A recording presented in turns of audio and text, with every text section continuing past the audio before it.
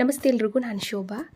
Soft ಆದ ರವೆ ಉಪ್ಪಿಟ್ಟು, ಸ್ವಲ್ಪ ಸ್ಪೆಷಲ್ಲಾಗಿ ಸಬ್ಬಕ್ಕಿ ಸೊಪ್ಪನ್ನು ಹಾಕಿ ಒಂದ್ಸಲ ನೀವು ಈ ವಿಧಾನದಲ್ಲಿ ರವೆ ಉಪ್ಪಿಟ್ಟನ್ನ ಟ್ರೈ ಮಾಡಿ. ತುಂಬ ರುಚಿಯಾಗಿರುತ್ತೆ, ಅದ್ರ ಜೊತೆಗೆ ಆರೋಗ್ಯಕರವಾಗೂ ಕೂಡ ಇರುತ್ತೆ. ಉಪ್ಪಿಟ್ಟು ತಿನ್ನಲ್ಲ ಅನ್ನೋರು ಕೂಡ ಇಷ್ಟಪಟ್ಟು ತಿಂತಾರೆ. ಟ್ರೈ ಮಾಡಿ.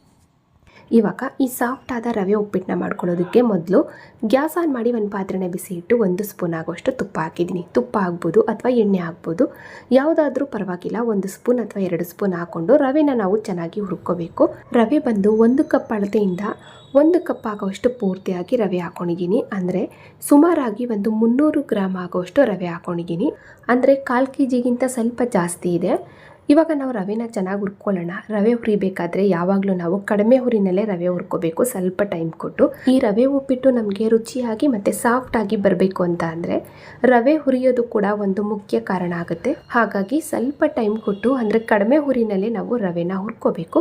ಕಲರ್ ಚೇಂಜ್ ಆಗಬೇಕು, ಒಂದೊಳ್ಳೆ ಘಮ ಬರಬೇಕು. ಇವಾಗ ನೋಡಿದ್ರಲ್ಲ, ನಾನು ಕೂಡ ಈ ರೀತಿ ರವೆನ ಹುರ್ಕೊಂಡಿದ್ದೀನಿ. ನೋಡಿ, ಒಂದೊಳ್ಳೆ ಘಮ ಬರ್ತಾ ಇದೆ ಮತ್ತು ಲೈಟಾಗಿ ಕಲರ್ ಚೇಂಜ್ ಆಗಿದೆ. ಇಷ್ಟಾದರೆ ಸಾಕು. ಇವಾಗ ಗ್ಯಾಸ್ ಆಫ್ ಮಾಡಿಕೊಂಡು ರವೆನ ನಾವು ಸಪ್ರೇಟಾಗಿ ಒಂದು ಪಾತ್ರೆಗೆ ಎತ್ತಿಟ್ಕೊಳ್ಳೋಣ. ಇವಾಗ ಹುರಿದಂಥ ರವೆನ ಸಪ್ರೇಟಾಗಿ ಒಂದು ಪಾತ್ರೆಗೆ ಎತ್ತಿಟ್ಕೊಂಡು ಮತ್ತೆ ನಾನು ಅದೇ ಪಾತ್ರೆಗೆ ಸ್ವಲ್ಪ ಎಣ್ಣೆ ಹಾಕಿದ್ದೀನಿ. ಎಣ್ಣೆ ಚೆನ್ನಾಗಿ ಬಿಸಿ ಆಗಬೇಕಾದ್ರೆ 1/2 ಸ್ಪೂನ್ ಆಗುವಷ್ಟು ಸಾಸಿವೆ ಹಾಕೋಣ. ಉಪ್ಪಿಟ್ಟಿಗೆ ಮಾತ್ರ ಸಾಸಿವೆ ಚೆನ್ನಾಗಿ ಸಿಡಿದ ಮೇಲೇ ಬೇರೆ ಪದಾರ್ಥನ ಹಾಕಬೇಕು. ಸಾಸಿವೆ ಸಿಡಿದಷ್ಟು ಉಪ್ಪಿಟ್ಟಿನ ಘಮ ಚೆನ್ನಾಗಿರುತ್ತೆ. ಆ ಸಾಸಿವೆನಲ್ಲಿ ಇರುವಂಥ ಘಮ ಎಲ್ಲ ಆಚೆ ಬರುತ್ತೆ. ಇವಾಗ ಸಾಸಿವೆ ಚೆನ್ನಾಗಿ ಸಿಡಿದ ಮೇಲೆ 1 ಸ್ಪೂನು ಕಡಲೆಬೇಳೆ, 1/2 ಸ್ಪೂನ್ ಉದ್ದಿನಬೇಳೆ ಹಾಕ್ಕೊಂಡು ಫ್ರೈ ಮಾಡಿ, ಇವಾಗ ಇದಕ್ಕೆ ಒಂದು 4 ಹಸಿಮೆಣಸಿನ್ಕಾಯಿ ಹಾಕೊಂಡಿದ್ದೀನಿ. ಸ್ವಲ್ಪ ಕರಿಬೇವಿನ ಸೊಪ್ಪು ಹಾಕಿ ಎಣ್ಣೆಯಲ್ಲಿ ನಾವು ಚೆನ್ನಾಗಿ ಹಸಿಮೆಣಸಿನ್ಕಾಯಿ ಕರಿಬೇವನ್ನ ಫ್ರೈ ಮಾಡ್ಕೋಬೇಕು. ಈರುಳ್ಳಿ ಹಾಕಿದ ಮೇಲೆ ಹಸಿಮೆಣಸಿನ್ಕಾಯಿ ಹಾಕೋದು, ಕರಿಬೇವು ಹಾಕೋದು ಆ ರೀತಿ ಮಾಡಬಾರ್ದು ಉಪ್ಪಿಟ್ಟಿಗೆ ಮಾತ್ರ. ಅಂದರೆ ಈ ಈರುಳ್ಳಿ ಹಾಕೋದ್ಕಿಂತ ಮುಂಚೆನೇ ನಾವು ಹಸಿಮೆಣಸಿನ್ಕಾಯಿ ಮತ್ತು ಕರಿಬೇವನ್ನ ಎಣ್ಣೆನಲ್ಲಿ ಫ್ರೈ ಮಾಡ್ಕೊಳ್ಳೋದ್ರಿಂದ ಆ ಕರಿಬೇವು ಮೆಣಸಿನ್ಕಾಯಿನಲ್ಲಿ ಇರುವಂಥ ಘಮ ಎಲ್ಲ ಆಚೆ ಬರುತ್ತೆ. ಉಪ್ಪಿಟ್ಟು ತುಂಬ ಚೆನ್ನಾಗಿರುತ್ತೆ ಟೇಸ್ಟು. ಇವಾಗ ನಾನು ಕೂಡ ನೋಡಿ ಹಸಿಮೆಣಸಿನ್ಕಾಯಿ ಕರಿಬೇವು ಹಾಕಿ ಫ್ರೈ ಮಾಡಿ ಆಮೇಲೆ ಈರುಳ್ಳಿ ಹಾಕಿ ಫ್ರೈ ಮಾಡ್ಕೊತಾ ಇದ್ದೀನಿ. ಈರುಳ್ಳಿ ಬಂದು 1 ಈರುಳ್ಳಿ ಮೀಡಿಯಮ್ ಸೈಜು.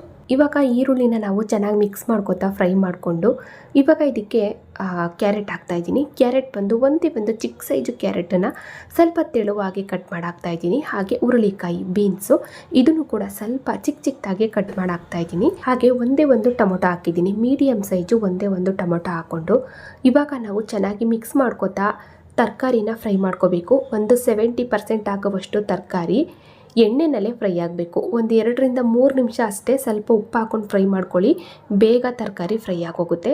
ಇವಾಗ ನಾನು ಕೂಡ ಸ್ವಲ್ಪ ಉಪ್ಪು ಹಾಕ್ತಾಯಿದ್ದೀನಿ, ತರಕಾರಿ ಬೇಗ ಫ್ರೈ ಆಗಲಿ ಅಂತ. ಮತ್ತು ಇದಕ್ಕೆ ನಾವು ಸಬ್ಸಿಗೆ ಸೊಪ್ಪನ್ನು ಹಾಕಿ ಉಪ್ಪಿಟ್ಟು ಮಾಡ್ಕೋತಾ ಇರೋದ್ರಿಂದ ತರಕಾರಿ ಹಾಕ್ಲೇಬೇಕು ಅನ್ನೋದಿಲ್ಲ, ಆಪ್ಷನಲ್ ಅಷ್ಟೇ. ಇದ್ದರೆ ಹಾಕ್ಕೊಳ್ಳಿ, ಇಲ್ಲಾಂದರೆ ಬೇಡ. ಇಲ್ಲಿ ನಾನು ಸ್ವಲ್ಪ ಕ್ಯಾರೆಟು, ಹುರುಳಿಕಾಯಿನ ಹಾಕ್ಕೊಂಡು ನೋಡಿ ಈ ರೀತಿ ನಾನು ಮಿಕ್ಸ್ ಮಾಡ್ಕೋತಾ ಫ್ರೈ ಮಾಡಿ ಇವಾಗ ಇದಕ್ಕೆ ಸಬ್ಸಿಗೆ ಸೊಪ್ಪನ್ನು ಹಾಕ್ತಾಯಿದ್ದೀನಿ. ಸ್ವಲ್ಪ ನಮಗೆ ಎಷ್ಟು ಬೇಕು ಅಷ್ಟು ಸಬ್ಸಿಗೆ ಸೊಪ್ಪನ್ನು ಹಾಕ್ಕೊಂಡು ಚೆನ್ನಾಗಿ ನಾವು ಮಿಕ್ಸ್ ಮಾಡಿಕೊಂಡ್ರೆ ಸಾಕು. ಇದನ್ನೇನು ತುಂಬ ಹೊತ್ತು ಫ್ರೈ ಮಾಡೋದು ಬೇಡ. ನೋಡಿ, ತರಕಾರಿ ಜೊತೆನಲ್ಲಿ ಹಾಕಿ ಜಸ್ಟ್ ಈ ರೀತಿ ಚೆನ್ನಾಗಿ ಮಿಕ್ಸ್ ಮಾಡ್ಕೊಳ್ಳೋಣ. ಎಣ್ಣೆನಲ್ಲೇ ತರಕಾರಿ ಒಂದು 70% ಆಗುವಷ್ಟು ಬೆಂದಿರೋದ್ರಿಂದ ನೀರು ಹಾಕಿದ ಮೇಲೆ ತುಂಬ ಹೊತ್ತು ಬೇಯಿಸೋ ಆಗಿರಲ್ಲ. ಒಂದೇ ಒಂದು ಕುದಿಸಿದ್ರೆ ಸಾಕು. ಇವಾಗ ನೋಡಿ, ಒಂದು 3ರಿಂದ 4 ನಿಮಿಷ ಆಯಿತು ತರಕಾರಿ ಫ್ರೈ ಆಗೋದಕ್ಕೆ. ಇವಾಗ ಇದಕ್ಕೆ ನಾವು ನೀರು ಸೇರಿಸೋಣ. ನೀರು ಬಂದು ನಾನು ರವೆನ ಯಾವ ಕಪ್ಪಲ್ಲಿ ತಗೊಂಡೆ ಅದೇ ಕಪ್ಪಲ್ಲಿ ನೀರು ಹಾಕ್ತಾ ಇರೋದು. 1 ಕಪ್ ಆಗೋಷ್ಟು ರವೆಗೆ 4 ಕಪ್ ಆಗೋವಷ್ಟು ನೀರು ಹಾಕ್ಕೊಳ್ಳಿ. ಅದೇ ಕಪ್ಪಲ್ಲಿ ಕರೆಕ್ಟಾಗಿ ಆಗುತ್ತೆ. ತುಂಬ ತೆಳುವಾಗೂ ಆಗಲ್ಲ, ಹಾಗೆ ತುಂಬ ಉದುದ್ರಾಗೂ ಕೂಡ ಆಗಲ್ಲ, ಒಂದು ಮೀಡಿಯಮ್ ಆಗುತ್ತೆ. ನಮಗೇನಾದರೂ ಸ್ವಲ್ಪ ಇನ್ನೂ ತೆಳುವಾಗಿ ಬೇಕಂದರೆ 1 ಕಪ್ ರವೆಗೆ 5 ಕಪ್ ಆಗೋಷ್ಟು ನೀರು ಹಾಕ್ಕೊಳ್ಳಿ. ನಾನಿಲ್ಲಿ ಒಂದು ಮೀಡಿಯಮ್ ಆಗಿ ಮಾಡ್ತಾ ಇರೋದ್ರಿಂದ 4 ಕಪ್ ನೀರು ಹಾಕ್ಕೊಂಡು ಚೆನ್ನಾಗಿ ಮಿಕ್ಸ್ ಮಾಡ್ಕೊತಾ ಇದ್ದೀನಿ. ಇವಾಗ ಉಪ್ಪೆಲ್ಲ ಏನೂ ಆಗ್ತಾ ಇಲ್ಲ. ತರಕಾರಿ ಫ್ರೈ ಆಗಬೇಕಾದ್ರೆ ಉಪ್ಪು ಹಾಕಿದ್ನಲ್ವ, ಅದೇ ಉಪ್ಪು ಸಾಕಾಗಿದೆ. ನೀವು ರುಚಿ ನೋಡಿಕೊಂಡು ಬೇಕಾದರೆ ಸ್ವಲ್ಪ ಉಪ್ಪು ಸೇರಿಸ್ಕೊಳ್ಳಿ. ಇವಾಗ ನೋಡಿ, ನೀರು ಕೂಡ ಚೆನ್ನಾಗಿ ಕುದೀತಾ ಇದೆ. ಜಾಸ್ತಿ ಹೊತ್ತು ಕುದಿಸೋದು ಬೇಡ, ಒಂದೇ ಒಂದು ಕುದಿದ್ರೆ ಸಾಕು.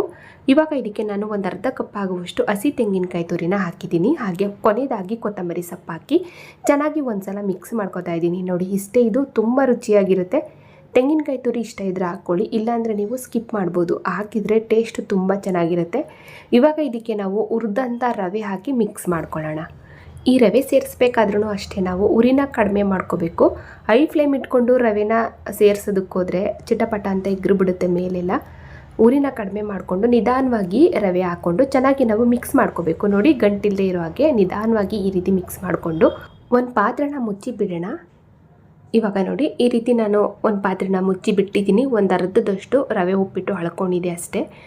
ಸ್ವಲ್ಪ ನಾವು ಚೆನ್ನಾಗಿ ಮಧ್ಯದಲ್ಲಿ ಒಂದು ಸಲ ಮಿಕ್ಸ್ ಮಾಡ್ಕೋಬೇಕು. ನೋಡಿ ಈ ರೀತಿ ಚೆನ್ನಾಗಿ ಒಂದು ಸಲ ಮಿಕ್ಸ್ ಮಾಡಿಕೊಂಡು ಆಮೇಲೆ ನಾವು ಗ್ಯಾಸ್ ಆಫ್ ಮಾಡಿ ಮುಚ್ಚಿ 1-2 ನಿಮಿಷ ಬಿಟ್ಬಿಟ್ರೆ ರವೆ ಎಲ್ಲ ಉಬ್ಬಿ ಹರಳ್ಕೊಂಡಿರುತ್ತೆ ಚೆನ್ನಾಗಿ. ನೋಡಿ ಈ ರೀತಿ ನಾನು ಮಿಕ್ಸ್ ಮಾಡ್ಕೊಂಡಿದ್ದೀನಿ. ಇವಾಗ ಗ್ಯಾಸ್ ಆಫ್ ಮಾಡಿಕೊಂಡು ಒಂದು ಪಾತ್ರೆನ ಮುಚ್ಚಿ ಬಿಟ್ಟಿದ್ದೆ, 1-2 ನಿಮಿಷ ಬಿಟ್ಟಿದ್ದೆ. ನೋಡಿ ಫೈನಲಿ ರವೆ ಉಪ್ಪಿಟ್ಟು ರೆಡಿ ಆಯಿತು. ರವೆ ಎಲ್ಲ ಚೆನ್ನಾಗಿ ಅಳ್ಕೊಂಡಿದೆ ನೋಡಿ. ತುಂಬ ಉದುದ್ರಾಗೂ ಕೂಡ ಆಗಿಲ್ಲ, ಹಾಗೆ ತುಂಬ ತೆಳುವಾಗೂ ಕೂಡ ಆಗಿಲ್ಲ, ಒಂದು ಮೀಡಿಯಮ್ ಆಗಿ ರೆಡಿಯಾಗಿದೆ ನೋಡಿ. ಇಷ್ಟೇ, ಇದು ಸಖತ್ ರುಚಿಯಾಗಿ ಒಂದೊಳ್ಳೆ ಬ್ರೇಕ್ಫಾಸ್ಟು ರೆಡಿ ಆಯಿತು. ಸ್ವಲ್ಪ ಸಬ್ಸಿಗೆ ಸೊಪ್ಪು ಹಾಕಿ ಮಾಡಿರೋದ್ರಿಂದ ಘಮ ಮಾತ್ರ ಅಷ್ಟೇ ಚೆನ್ನಾಗಿರುತ್ತೆ, ಟೇಸ್ಟ್ ಕೂಡ ಚೆನ್ನಾಗಿರುತ್ತೆ. ಅದರಲ್ಲೂ ಈ ಮಕ್ಕಳ ಬಾಣಂತಿಯರಿಗೆ ಒಂದು ಸೂಪರ್ ಬ್ರೇಕ್ಫಾಸ್ಟ್ ಇದು. ಟ್ರೈ ಮಾಡಿ. ನೋಡಿದ್ರಲ್ಲ ಫ್ರೆಂಡ್ಸ್, ಇವತ್ತಿನ ಈ ಸಖತ್ ರುಚಿಯಾದ ಅಷ್ಟೇ ಸಾಫ್ಟ್ ಆದ ಒಂದು ಸೂಪರ್ ಬ್ರೇಕ್ಫಾಸ್ಟ್ ರೆಸಿಪಿ ನಿಮಗೆಲ್ರಿಗೂ ಇಷ್ಟ ಆಯಿತು ಅನ್ಕೋತೀನಿ. ಇಷ್ಟ ಆದರೆ ಲೈಕ್ ಮಾಡಿ, ಶೇರ್ ಮಾಡಿ. ಹಾಗೆ ಇದೇ ರೀತಿ ಇನ್ನಷ್ಟು ಈಜಿ ರೆಸಿಪಿಗಳಿಗಾಗಿ ನೋಡಿ ತಿಳಿ ಮಾಡಿ ಕಲಿ ಚಾನಲ್ನ ಸಬ್ಸ್ಕ್ರೈಬ್ ಮಾಡ್ಕೊಳ್ಳಿ. ಹಾಗೆ ಬೆಲ್ ಬಟನ್ನು ಕೂಡ ಕ್ಲಿಕ್ ಮಾಡಿ. Thank you for watching.